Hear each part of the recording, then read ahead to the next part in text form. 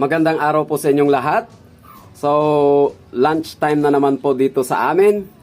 At meron po akong prepare na tinola with maraming dahon ng malunggay at saka meron tayong hinarvest na papaya sa ating bakuran.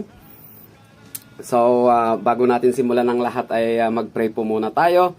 So, maraming salamat po, O Jesus, sa nakahandang pagkain ngayon dito po sa hapagkainan namin ng aking anak. Sana po ito ay magsilbing kalakasan at kagalingan po ng aming pisikal na katawan. At sana po sa susunod pa pong mga hainan ng pagkain namin o kakain kami ng anak ko ay magkaroon kami ng siksik, liglig pa at umaapaw na mga biyaya sa aming harapan. Ito po ang aking pasasalamat sa pangalan po ni Jesus. Amen. Kain na po tayo, guys. So, tinola time. Siyempre, ito para sa anak ko. At more on gulay kasi ako kasi yung anak ko medyo allergy siya sa gulay, guys. Hindi niya alam ang sarap ng gulay. Yung sabaw. Wow, ang sarap. Kumakagat na naman yung sili, guys. Ito yung mga sili. Higop muna tayo. Wow, ang sarap. Mainit pa, mainit. Bagong pitas po yung papaya natin. Tanim natin po yun. No, ang anghang talaga po. Grabe. Napiga ko na lang dito sa sabaw. Anghang talaga. Ito yung tinatawag nilang feeling demonyo daw.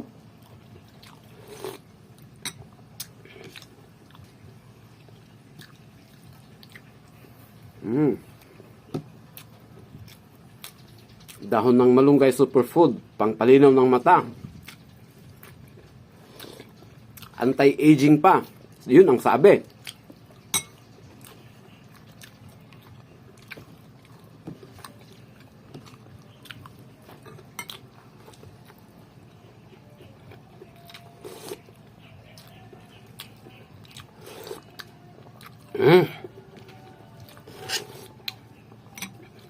Sarap talaga. Thank you po, God.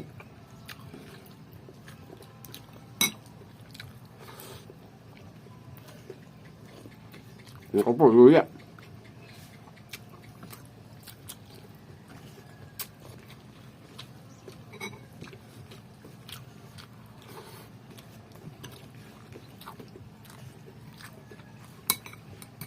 Kuha rin tayo ng karne niya.